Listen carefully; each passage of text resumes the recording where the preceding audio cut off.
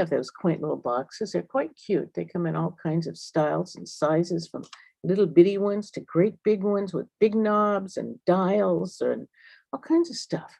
That's what's known as radio. On the other hand, we're also on the internet at kgua.org. We're also on the TuneIn app. We're on radio.garden, which is a lot of fun, and our very own Air Pocket app, which you can get by downloading it at kgua.org. So this morning, in a few minutes, we're going to be joined by the one and only Queen of Nature in town. I don't know if she's going to be wearing her tiara yet. We're yet to find out, but Jeanne Jackson of Mendonoma Sightings is going to be on in just a few minutes. In the meantime, I have a couple of reminders for you, a couple of things. The first one, of course, is I have to show you this. Yes, power the tower, power the tower. The tower, this, whoops, wrong hand. This, I'm not good at this yet. Boy, I couldn't do weather, could I? The tower being the KGUA transmitter tower that's on the Fish Rock Road, and that's what sends our signal out. That's all those little lightning bolts you see, sends us out a minimum of 75 miles up and down the coastline. And we want, whoop, I keep trying to use my mouse and I can't use my mouse yet. Anyway, we have our radio signal goes up and down the coast around 75 miles. And then on top of that, we have, oh, there's Jeanne. She just, oh, look at this purple and purple. How about no tiara? Next month. I'm sorry, I don't have your sound up yet. No tiara. Next month. Next month. Okay. Okay. Well, Jeanne, I'm just giving a couple announcements here. And so we'll be talking with you in just a minute. And just reminding people that tomorrow, all day long, is going to be a fundraiser here. I know, and you know, it's going on over all the public stations. KQED is asking you for millions of dollars. And we're not asking you for that much, but for us, it's equal to millions of dollars. We need about, I think we're up to about only needing 30,000 to keep us going to the end of the year. We've already gotten quite a bit. It's pretty fantastic. Thank you. I think we're up to about 15,000, something like that. Thank you, everybody. And you can do that by going to kgua.org and donate by PayPal. You can walk it in the door. You can, well, there's just all kinds of ways to do it. And it just, I get so overwhelmed when it comes to thinking about fundraising because it's hard to ask for money. Mm-hmm. Nobody is asked to ask for money. So that's it. That's tomorrow. We're going to do a big day. There's going to be music, live music. The Fogliners are going to be here. Fogliners singers. Those are the guys that sing Don't Cross the Line, Hang Up When You're Driving, all those guys. Scott Foster and his friends. So they'll be here. And I think there's going to be some other live music. But in the meantime, two more quick things. This Saturday from 1 to 5 at Think Visual in Point Arena is an art opening called Journey to the Center, and there will be presentation of some mandalas and some pottery. Also on a week from Saturday, excuse me, a week from Saturday, Goodbye Clothes. May 29th from 9:30 to 3:30 will be going on in Point Arena. And I believe yesterday at about 1 o'clock, the Mendocino County Sheriff's debuted a new thing called Know Your Zone.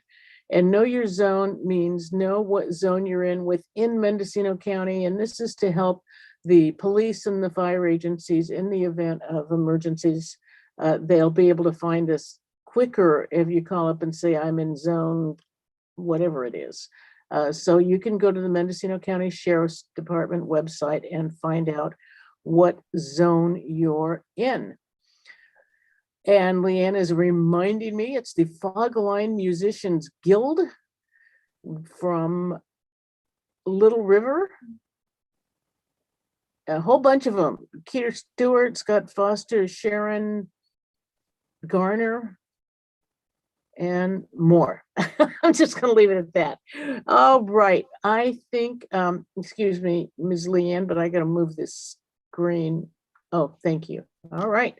That's our wing woman, we call her. What would we do without Lee? Oh, she's gone. Poof. Just like that magic. She was here. She helped get us started. And we love Leanne for that and all kinds of things. All right. It's time, Miss Jackson. How are you? I'm well, thank you. Thank you, Peggy. It's nice to see you. You too. You too. Be nice. One of these days, your seat is here waiting for you whenever you get ready. And but regardless, Jeannie and I were just talking off the air. We're going to start with current breaking news from yesterday. Not so well. Actually, it is about breaking. It's about the little fault in the earth. Yesterday I was at home in the afternoon. It was about 3:40 because I looked at the clock, 3:42. I had heard this kind of boom and the house shook a little bit and my dogs were all shaken up. And I thought, well, maybe a tree came down because the wind was crazy, especially for Anchor Bay. We don't get the wind like that. So I went outside, walked around, no trees. I said, maybe it was an earthquake. And I think that, I remember, but I don't remember when. Within the last couple of weeks, a similar thing happened. I heard a kind of a boom and the house shake, did the same thing, looked for trees. So I thought, well, it's just me, I guess. And then I came in this morning and Vernon McNamee from north of Anchor Bay off of Highway 1 left a message and he said, Peggy, did you just feel that earthquake? And his wife did the same thing. You know, he was on the second floor and he got moved around a bit. And his wife said, oh, I think a tree came down.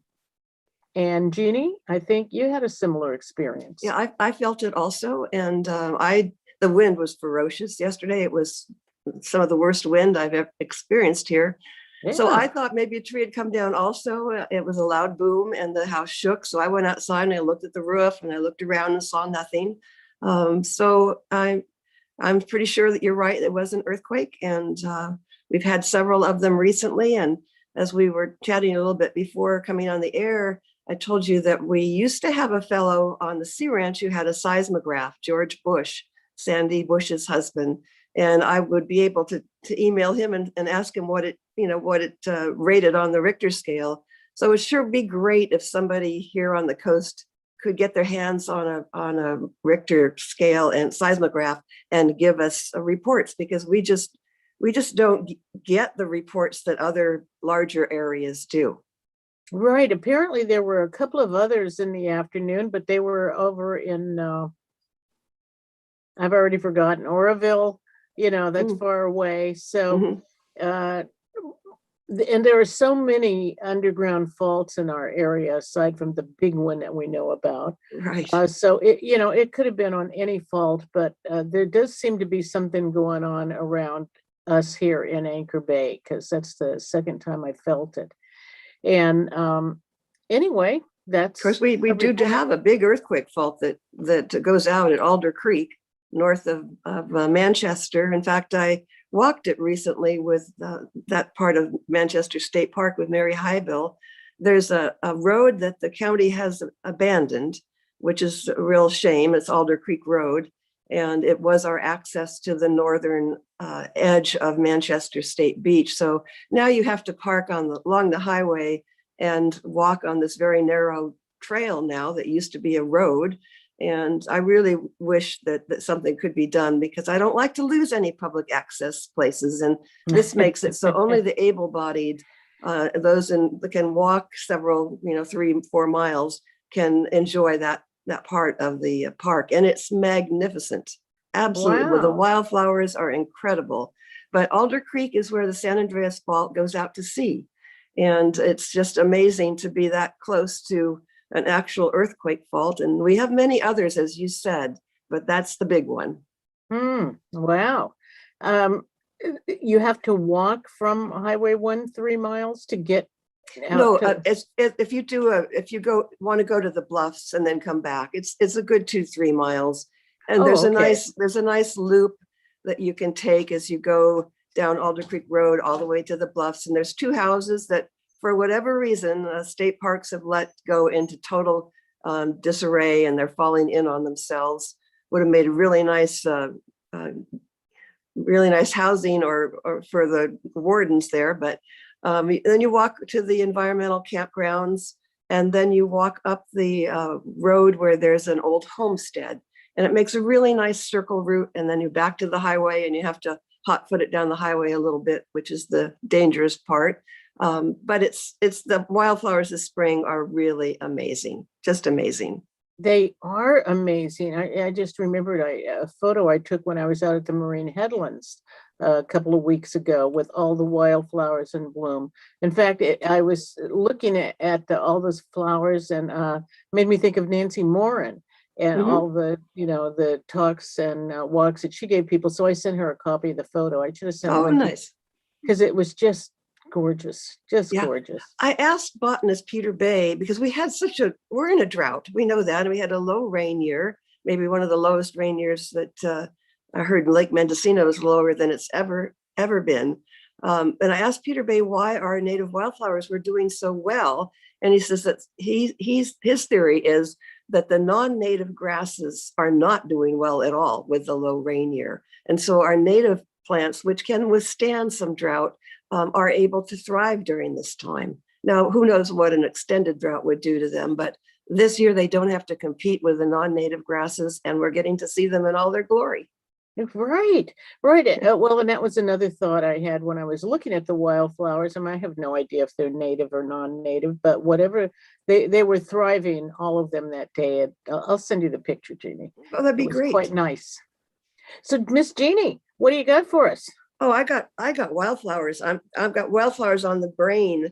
I took a walk on the Salal Trail. The Salal Trail is one of our public access trails that you can find the beginning of the trail at Walla Point Regional Park in the first parking area.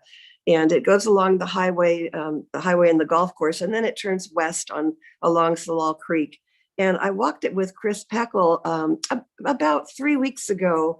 And we found a rare calypso orchid, a totally white calypso. Every part of it was white, the stem, the leaf, the flower, and it was within maybe 3 or 4 inches of a normal color calypso orchid. Now, I went back there with some neighbors on Saturday, and they were gone. So it was fleeting, but Chris got a really good photo, and I was able to share it in the ICO and on my website. So it's fun to find these anomalies in nature. And she was the one that saw it. She saw a little splash of pink and a little splash of white, and we walked over off the trail to see what it was. And there was that special flower. So keep your eyes open. Another thing to see along the Salal Trail and other trails that have water are the fringe corn lily leaves. They're just magnificent now. They're huge. Fringe corn lilies are endemic, only found in Sonoma and Mendocino counties. So they're special, and they grow in wetlands, and the Salal Creek has enough water in it that they're doing very well. Shirley Mitchell described their leaves as bright green accordion leaves because they have ridges in them. And I thought that was a good way to describe them. Sure. And you can see them along Cook's Beach, going down the trail to Cook's Beach, and also at the Walla Point Regional Campground. So they're a real treat to find. For years, Peggy, I never saw their blooms because I didn't realize how late in the year they bloom. They bloom in late summer, early fall. And by then, the beautiful green leaves, and these leaves can be like 2 feet long. They're desiccated by insects. Our native insects feed on native plants. So there's all these holes, and they're dried up, and they don't look like much. And then all of a sudden, these tall stalks of bursts of white flowers appear. So don't give up on them. Check them a little later in the year for the flowers. Interesting. Good to know. And then our Douglas iris are having a banner year. I saw them out on that walk I mentioned at Alder Creek at Manchester. Lots of Douglas iris in Walla Point Park in the meadows. And then our California poppies. Everyone has been raving. Everyone who's taken a trip to the south has been raving about the display of poppies on Highway 1 north of Jenner Grade. And I did a little research, and I found out that poppies they're considered let's see, I had this written down, but they they have bloomed in profusion where we had a fire last year. They are called fire followers. That's what I was trying to bring in. And their seeds can lay dormant for years or even decades in the ground, and a fire will prompt them to bloom. It's almost as if Mother Nature is covering up the scar of the fire. And it truly has done that down there. And it's just been an incredible display. And I love the fact that poppies close up at night. And so their bloom is longer because, you know, they're not out and being shredded by the wind. And so if you're going south, I assume it's still in a nice display down there. And a lot of people have mentioned that. Absolutely. Thank you for that. And then we have a lot of parasitic plants here, plants that need other either fungi or other plants to thrive. And Susie Rudy down in Timber Cove, Stillwater Cove, I'm sorry, she found spotted coral root. And I also got to see quite a display of this orchid at the Sag Pond Trail. I was invited to walk one of the private trails on Sea Ranch, and it's having just an unbelievable year. There's 3 coral root orchids, I'm told, by Susie, and she says we should be on the look for them. The more common one is the spotted, but there's also a striped and a Mertens. And then I get an email from Mirka Naster, who went to Cruz Rhododendron Reserve just a few days ago with Patty Batchelder, and she found all 3 species in bloom. So I would really like to go down and take a nice walk at Cruz Rhododendron, and we could also see the native rhododendrons in bloom also there. And I just read today that road is actually now open to the public. I guess it had been closed. I didn't know that because I didn't know it been either. Driving it as far as I know. Well, it's officially open. The other very rare plant is the one that I found, and I'm just so amazed. And it's called a small ground cone. If I can pronounce the scientific name, we'll see. Copisopsis Hookurai is the name of it. And I actually showed it to botanist Peter Bay. Now, Peter roams all over the Sonoma and Mendocino coast. He is an expert in wildflowers, and he has never seen one. So to be able to show Peter something that he has never seen was really fun for me. And last year, my brother-in-law, Mel Smith, found a couple under a huckleberry bush on a neighbor's property. And this neighbor property and our property in Anchor Bay share several things. And first of all, we share the fungus. It's known as matsutake. And it comes up every winter in the same place in a big serpentine line. It starts on the neighbor's property and then comes onto ours. And we also both share a parasitic plant called sugar sticks. And they're known to grow on a fungi. And so I know by observation that the fungus that they use is the matsutake fungus. And now Mel found this rare ground cone, and I've had to prove it to this expert in a southern state, a professor who's an expert on these ground cones, because they don't have any sightings of them in Mendocino County and none in Sonoma either. So he's agreed that that's what we have here. And I thought, well, if we share matsutakes and sugar sticks, we should share this rare ground cone. So on a trail I normally take in one direction, I was taking it in the opposite direction because I had taken a little birthday card down to my neighbor, Karen Tracy. So I'm walking up this trail, and all of a sudden, it's as if Rick told me to stop. And I stopped, and there, right alongside the trail were these 2, they looked just like fir cones, but they were perfectly standing straight up. And I took my walking stick because I really thought they were fir cones. And I gave them a light little tap, and they went boing. I found the rare ground cone on our property. So I'm thrilled. I've been taking small groups of our local botany enthusiasts to see them because they've never seen them before. And this week, just 2 or 3 days ago, I noticed a fresh one coming up. So it's really exciting and fun for me to have this happen. Great. Hey, Jeanne, let me have a second here and remind people you're listening to Jeanne Jackson, the author of Mendonoma Sightings, which is in the ICO every Thursday, and author of several books, actually, that are wonderful. You can still get them, I think, at our Four-Eyed Frog and other stores. And remind me of the names. Well, Mendonoma Sightings throughout the year is my look at nature each month of the year. I paired with photographer Craig Tooley. And then I have 2 children's books about nature from a point of view of a rescue golden retriever from Taiwan. And Jenny Wilson was the illustrator, and each page is a work of art by Jenny. And I hope that it will inspire children to fall in love with nature. Absolutely. And Jeannie is on Peggy's Place the 3rd Thursday of every month, which is today, of course. So we're getting caught up on, people I don't think understand how inundated you are with reports from trail walkers, citizen scientists, just, somebody who sees something they've never seen and said, what is this? What is this? Mm-hmm. I got a good one from Neil Silverman this week, and he found it, I believe, on Walk on Beach, he and his wife, Susan, and he says, what is this? And it's obviously a skull fragment. And I enjoy sending mysteries to Laura Baker. She's really good at figuring things out. And it turns out it's a horse's head fragment with several teeth still in there. So how it came to be. I'm sorry, the internet dropped out. It's a horse head. It's a portion of the skull of a horse with several teeth. I didn't put my earbuds in. That's part of the problem. I forgot my earbuds, Peggy.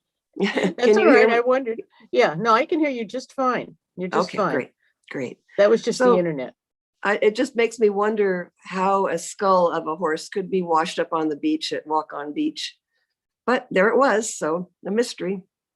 All right. I wanted to tell you about just a little bit more about my walk this last weekend on Salal Creek. I was hoping to show my neighbors Nathan and Suzanne Gwynn that white calypso orchid, but it was gone. But we had quite a day. We had quite a walk. We saw a lot of wildlife and the Western azaleas. Oh my goodness, Peggy, they smell wonderful. They're just blooming in profusion right now. The twin berry honeysuckle is blooming. Lots of fun things to discover along that trail. And there's still water in it. And the waterfall in the grotto is still going, albeit diminished. But as we were walking past the grotto towards the ocean, a frog jumped across the trail right behind me. I didn't see it, but I heard Nathan gasp. So I turned around quick, and he was just getting ready to take a photo of it. And it hopped through the air into the creek. Amazing. And it was a California red-legged frog. Oh. And they're on the endangered species list. They're federally registered. So to be able to see one there so healthy and vibrant was a real treat. How great. Did he get the shot?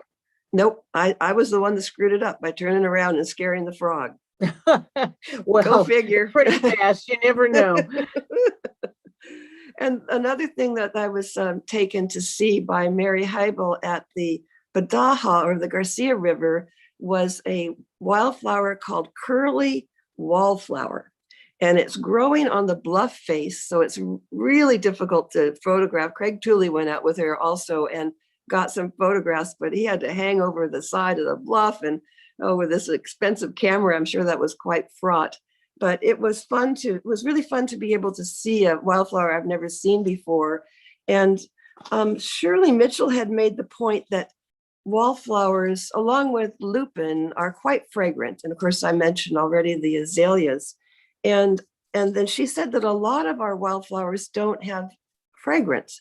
And that got me to thinking about why certain wildflowers would be fragrant and others wouldn't be. And so I asked one of my wildflower experts, Mary Sue Ittner, about it. And she said, flowers have different ways of attracting pollinators, especially the ones that flower at night need a way for the moths to find them. So they are often light colored and fragrant. I just never thought about that, Peggy. Sometimes it is the color of the flowers or the shape or the fragrance that encourages a pollinator to visit. So it's kind of a good thing to remember that what the flowers are doing. They're attracting all the various pollinators to them. Yeah, go ahead. I hadn't considered moths as pollinators and pollinating at night. And I read once, this really intrigued me, it's about planting a garden that was great at night or on a full moon, and essentially planting a lot of white flowers. Mhm. So that sounds like fun. That's what that reminded me of. Sorry to interrupt. Go ahead. Yeah, oh no, that's fine. I was just, as I've been observing this rare ground cone, I check it pretty much every day. I found a very small fly or some other type of insect that is going in and pollinating it. And I'm trying to get a picture of it. It's so small. These are very, very small. It's funny. I have a funny story to tell. One of the ground cones on our neighbor's property got knocked over. And so I picked it up and brought it home along with the fir cone because I wanted to do a photo of how closely they look like actual fir cones. And I set them down on my buffet. And when I went to pick it up, hundreds of little white seeds fell out, hundreds of them. So it just was amazing to me. And my brother-in-law, Mel Smith, had photographed them last year with his iPhone. He's got the really good new iPhone with a great camera, and he can zoom in on them. And all these little seed packets have four corners, whether they're a square or a rectangle. They all have four corners, just like little packets. Interesting. And inside those packets, there's more seeds. So it just open up. Yeah, this is amazing. So it's been fun. Love that. Is that on your webpage? I have posted a photo of it, and I will do something on the seeds maybe later today. I'll try to do that. And tell people your webpage, please. Oh, it's Mendonoma. So Mendo for Mendocino, Noma for Sonoma, MendonomaSightings.com. And I share a lot of the wonderful photos that people send me, and it's great because I can do a series of pictures. A lot of times people do send me a series of pictures. Gail Jackson, no relation, just sent me a series of photos of an osprey fishing, and she was so excited to get the actual talons out and caught a steelhead and the water dripping off of the fish. It's quite dramatic. So it'll be fun to share that soon. Cool. So we have a lot of harbor seal pups this year. It seems like a good year for the harbor seals. And we've got Sarah Bogard up off of the Point Arena Lighthouse Bluffs, watching them up there. And we've got the docents down at the Sea Ranch at the Tide Pool Rookery. That is a private part of Sea Ranch. I've been asked to make that clear, that you can't just drive into the Sea Ranch one. But, there are a lot of places where harbor seals do give birth. And one reader sent me photos of a birth right below Pelican Bluffs. So they just look for secluded, safe beaches. And we want to make sure that people realize they have to be careful when they go and visit them. We don't want to startle the mothers in any way. She gives birth on the rocky beaches, and she'll often go back in the ocean after birth to fish for herself and leave her pup on the beach. So you never want to rescue one. If you think one is in distress, call the Marine Mammal Center, and they'll send out a volunteer who knows what's happening. Every year it seems we get someone who's really upset to see a molting elephant seal. And we don't get a whole lot of them, but we do get them. We had one at Anchor Bay Beach and one at Cook's Beach, and they look like they're in terrible distress. They're just molting. They're getting rid of the fur. They are cranky. And they aren't too happy about it, but there's nothing we can do to help except stay away. Hey, but back to those baby seals, and please don't go up to them, and keep your dogs away. Absolutely. Please keep your dogs away. And be quiet also. Keep your voice down. And if they look at you, you're too close. So back off, bring binoculars, bring a spotting scope. One of the most endearing things to watch is the bonding of a mother and her pup. And they touch noses, and it's just so sweet to see. Sarah's got some really wonderful photos of this happening. I believe I've shared one of two mothers and two pups, and they're both bonding at the same time. It's just amazing. Another new thing that, for me anyway, that I learned this year are some of the pups and mothers are darker, have darker fur.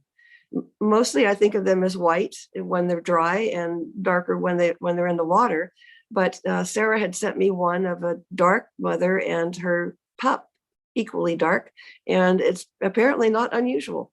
So I don't know anything more than that, just that's Sometimes we'll see a pup with red on it, and that's a whole nother story. But the dark fur, I'm just I need to do a little more research on that. Okay. Let me remind people while you're queuing up your next thing.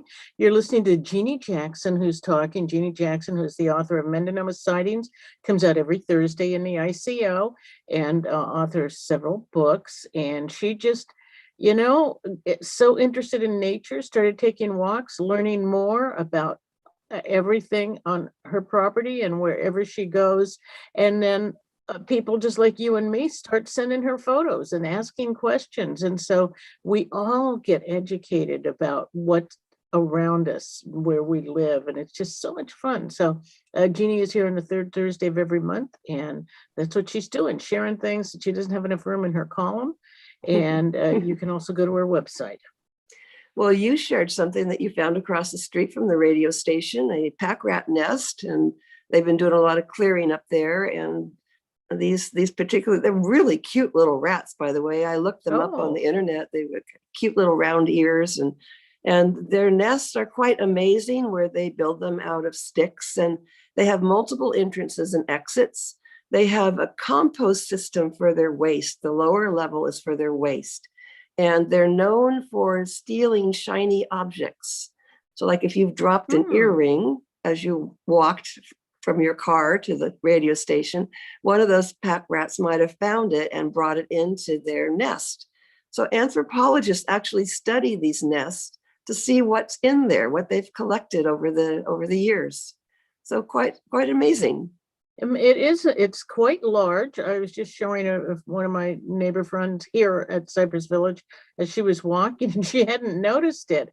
And it looks like it's at least 4 feet deep from what we can see, and about 3 feet wide, but it clearly goes up the hill. And it is so well engineered. I mean, when you think of how small a rat is, and there are large pieces of wood.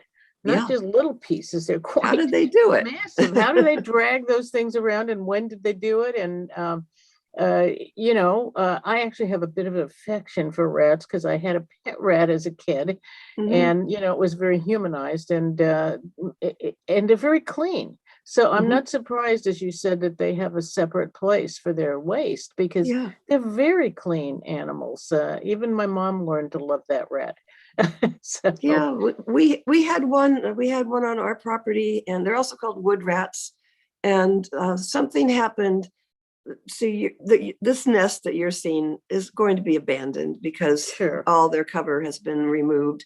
But we had one in our forest alongside a trail, and we watched it for some years, and then all of a sudden it started to kind of just fold in on itself, and they were gone. So I don't know why.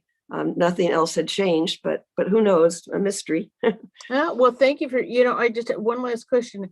I wondered about the openness. The opening was so wide open, and all the pictures I looked up, it was closed. So does that mean a predator got there, or just somebody curious may have opened up the front? Yeah, it's hard to say. It's hard to say what did it. It could have been a predator. I just don't know. But the ones that I found that have been active have been under deep cover in the forest. Yeah, this is a very weird place. It's a very public place. Yeah, well, it was pretty heavily wooded before they cleared. So I have some bald eagle sightings, and this one was really fascinating to learn about.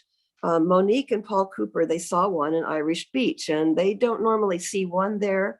And the bald eagle stayed for a couple of days. So Paul got some photos, and one of the photos showed that the bald eagle was missing its left eye. And so we're really wondering what was going on. And I sent the photos out to some of the more experienced birders here on the Mendocino coast, and asked if they had seen this eagle and knew anything about him or her, but I didn't hear anything back. And so I put it in my column, and I asked for if anyone saw it to let me know. Well, Eric Setterholm, he's got the best eye, Peggy, and a really good photographer.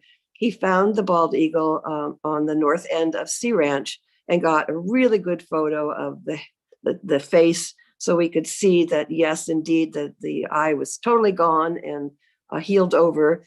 And I heard from Eric's partner, Amy Rug, that other photos showed 2 indentations in the back of the eagle's head. So that tells me that this bald eagle was probably attacked by a predator, maybe a great horned owl. And this eagle survived and managed to heal itself. And Eric photographed it. It caught a fish and was eating the fish. So it's obviously able to make do with the one eye. So kind of wonderful story. That's really amazing. Great story. Yeah. And I do have that shared on my blog. It's fun to see. And I recently did a Zoom presentation for the Mendocino Land Trust, and I put that photo in to show everybody. And that presentation is on YouTube now, and you can get the link off of my website or off of the Mendocino Land Trust website. It was really fun I showed my most rare and my most beautiful photos over the years, and from fog bows to my most rarest one, a Fata Morgana, which is a mirage out over the ocean that looks like buildings. I mean, I actually have photos that Rich Trissel took years ago. So a lot of fun to be able to do that. Wow, you must have thousands of photos. I don't know how you keep them classified. I've tens of thousands, hundreds of thousands. It's wonderful. It really is. But also, we Teresa and Richard Dennison, their house overlooks the Walla River and the ocean. And so they get good looks at the mated pair of the Wallala bald eagles. And the female has been missing in action for at least 4 weeks now.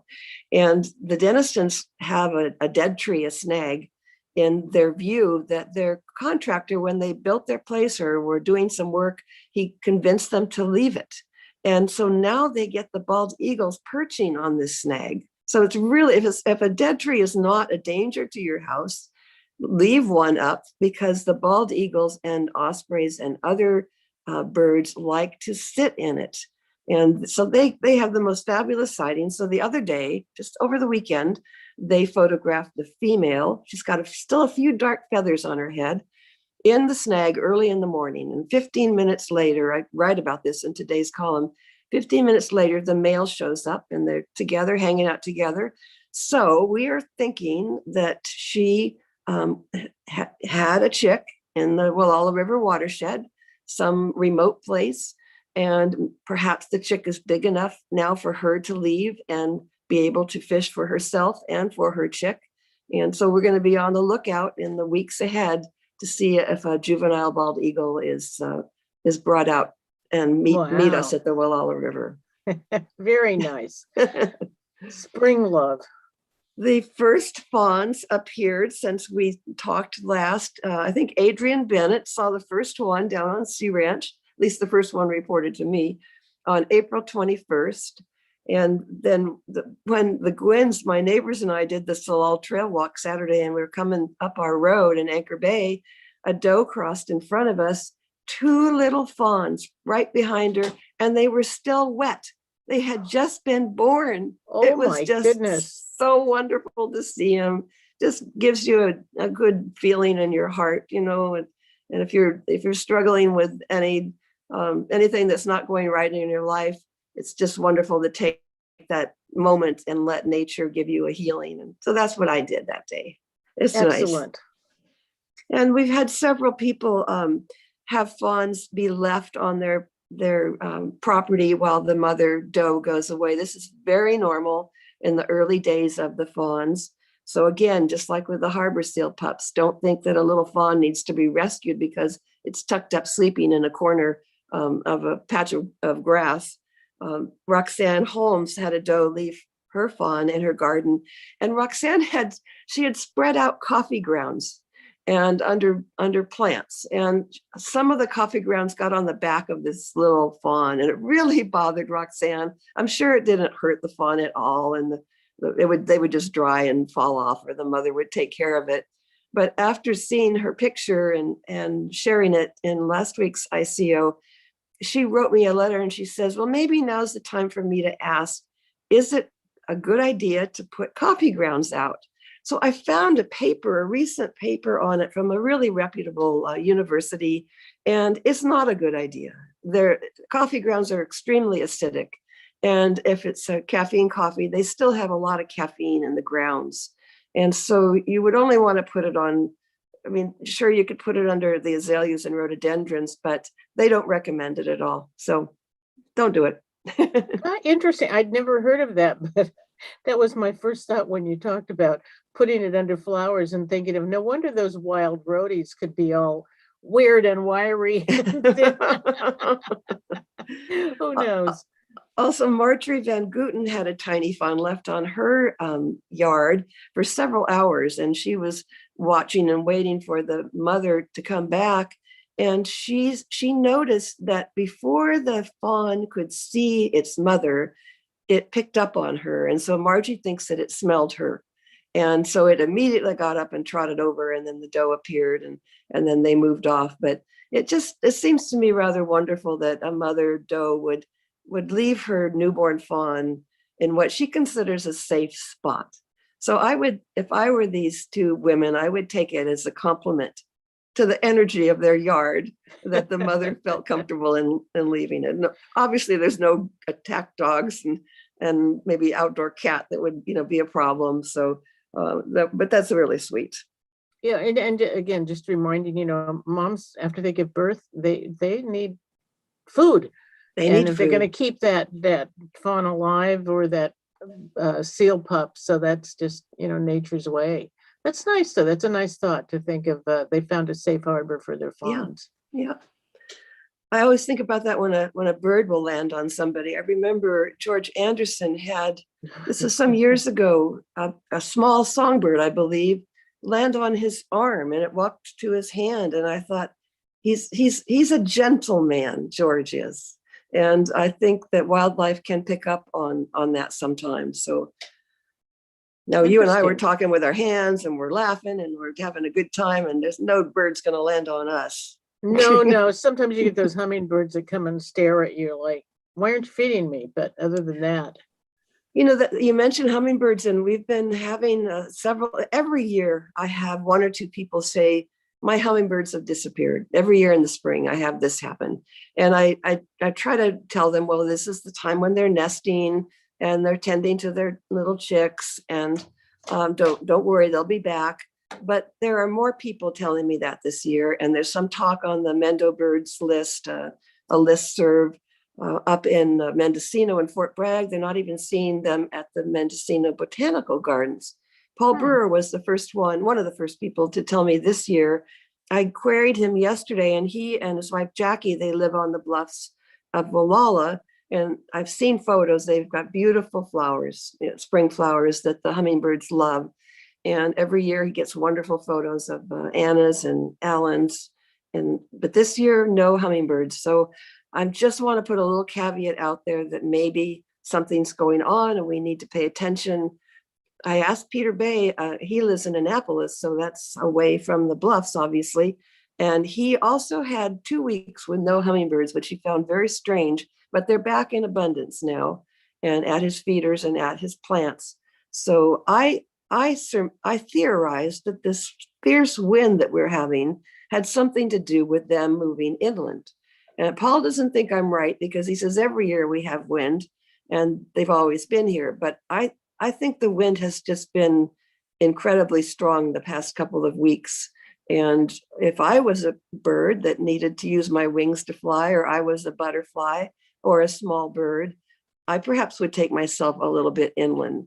And when I was able to take that walk on the Sagpond Trail, which is I was on the east side of Highway 1, we saw a lot of little birds, and we saw swallowtail butterflies and other butterflies, because it was protected from the wind.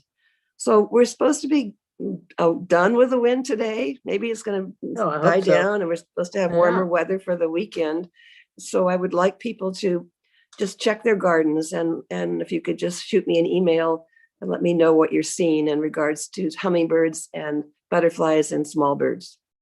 That's interesting. I have to admit, I wasn't paying attention to an absence of hummingbirds. They seem to be around our yard. We're just on the other side of the canyon from you, but they seem to be around. We certainly have had robins. We've got some of those, are they nuthatches? We've had quite a few birds around, so I haven't really noticed an absence, maybe not as many as obviously when the flowers are absolutely in bloom, but they're around. Yeah, I think so too. But we're back. Our place is a half mile back from the ocean, but the wind has been terrible the last couple of days, so I couldn't really say. But I'm hearing the little birds. I'm more hearing them than seeing them. The chickadees and the Wilson's warbler. That's a new call that I got down this year. I try to add 1 or 2 new bird calls every year because it just adds to my enjoyment to know what I'm hearing, and then I can visualize the bird. And so it's fun. So I'm seeing nuthatches also, the pygmy nuthatches. When it gets warm this weekend, they love to come to my watering bath and drink and take baths, and they're so much fun to watch because they come down head first and chattering the whole time. Oh, great. All right. Well, I know you had Scott and yeah. Tree on yesterday about whale sightings, and it's been difficult with all this wind to see anything out in the ocean. I looked at it this morning. There's a lot of whitecaps, and yesterday was just like a washing machine out there. And Scott and Tree were waiting and hoping to see this group of mother calf pairs that were reportedly leaving the lagoons in Baja California. There was over 40 of them counted, but the conditions off our coast were just so difficult. But Sherry Goforth Eby did photograph a calf, right off of Walla Point Beach, and got a really nice photo of its head.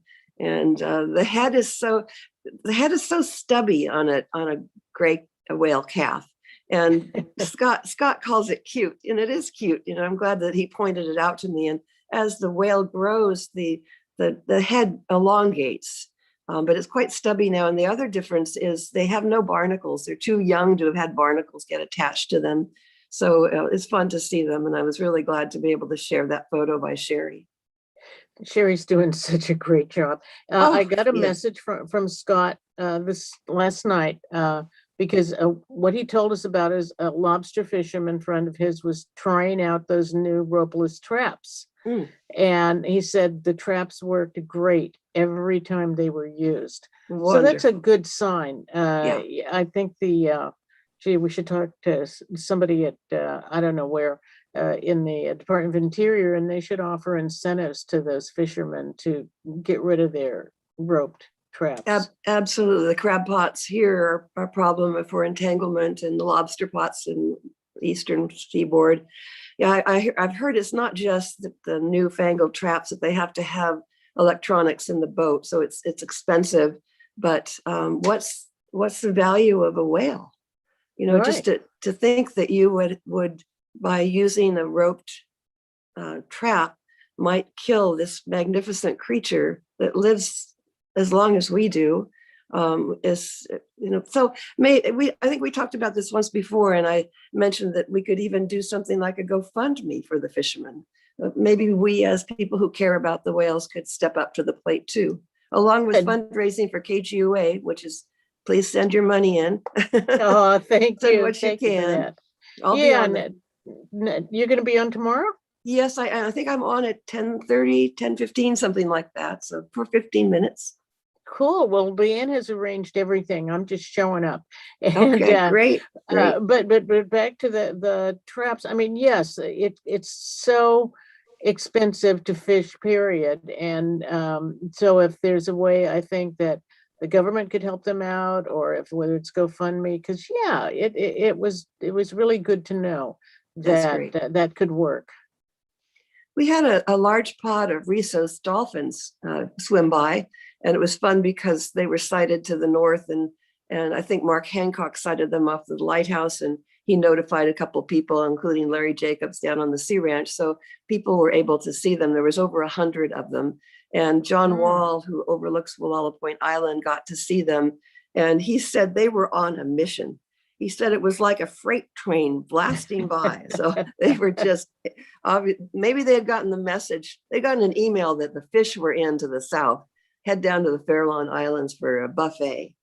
And also Arun Patel, I hope I pronounced his name right, he also saw them and tried to photograph them, but he said they were just too far out for a good photo. And so he was a little disappointed, but then he was rewarded by a sighting of a snowy egret. So snowy egrets are the smaller cousins of the great egrets who we more often see. So he got a beautiful photo of the egret. So he said that was a good lesson for him, you know, to not be disappointed and that nature will offer you something else. Yeah, you know, lately the Mark Hancock is calling. Well, excuse me. Sure. Mark, we got to talk to you later. We're talking with Jeannie. Bye. So the Mercers did see 5 finback whales. I know that they mentioned that to you. And what was so interesting to Scott is that they were headed south.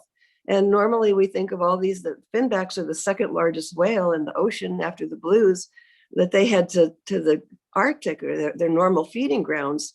But there's obviously something going on to our south, rhesos, finbacks, something in abundance. So we'll take it as a good sign that there's feed in the ocean. Things are doing well. And speaking of, you mentioned the Farallones, I think the poisoning at the Farallones has been held off for now. So thank everyone who's, you know, wrote in and asked for that to be, well, ended, but at least for now it's postponed. Right. So, and what were they going to kill off? Do you remember? Something that was, I forget. Okay. Rats. I think it was the rats that well, the rats would go after everything, but they were trying to save the burrowing owls. Oh, okay. All right. And I think there were like 10 of them or something. The burrowing owls. Yeah. Well, they're definitely threatened. These little owls are so cute. I know we're running out of time, but one of the things I wanted to bring up, Jeanne Vrie had mentioned that he had never seen so much sand on Walk on Beach. And if you look at the sandbar at the Walla River, it's huge. It's just enormous. And so I ran my theory by Peter Bay. He's so knowledgeable in so many different things. So I mentioned him quite a few times today. And he agreed with me that we just didn't have the big storms this year, the storms that take the sand and bring it out to sea. And then it takes weeks and months for it to build back up during the summer. And so we have very big sandy beaches this year. And he said we had the same thing happened in the previous drought. So that's what's going on our beaches. I had a lot of, is it 10 o'clock or is this? You got 4 minutes or 3 and a half. Great. I got some wonderful. 2.5. Oh, I better talk fast. I got some wonderful minus tide sightings, and Michelle Melio, she found a kelp crab in the sand on Shell Beach. So a kelp crab isn't supposed to be on the sand, and it was on its back. So we assumed that it got thrown up by the wave action. And so she picked it up and put it in a tide pool and righted it up, and it blew bubbles. So she knew it was okay. But what was interesting was that the shell was soft. And so she theorized that it had just shed its ecoskeleton. So I asked invertebrate expert Bob Van Syak about this. And he said that after shedding the old ecoskeleton, crustaceans use calcium that they have reabsorbed from the inner surface of that shell during molting to harden the new ecoskeleton. But this is so cool. He said crabs will also puff up with seawater to inflate their shells. So as the new shell hardens, they have more room in there. How cool is that? It's funny. It's very, yes, it is. It's amazing. He also said that normally these kelp crabs occupy the kelp forest, and they're usually crawling on the upper reaches of the kelp. And so he says it's one of the signs that our kelp forest has not recovered sufficiently yet. But I mentioned the Silvermans. Neil and Susan went out at a minus tide at Walk on Beach. And Neil said we could hardly believe our eyes. There were several ledges with over 20 sea stars all together. It was awesome, all the colors. Oh, cool. Yeah, great. And my last minus tide sighting was Mark Hancock, who just called. He and his dog Tassie went to Bowling Ball Beach, and it was a minus 1.6 tide. And you know what? He said there was no one else there. Can you imagine having it all to yourself? And he said that the tide was so far out beyond the bowling balls, and the colors of the seagrass and mosses against the sandy tone of the balls was beautiful. He said it was a truly magical morning walk on one of the most unique beaches in the world.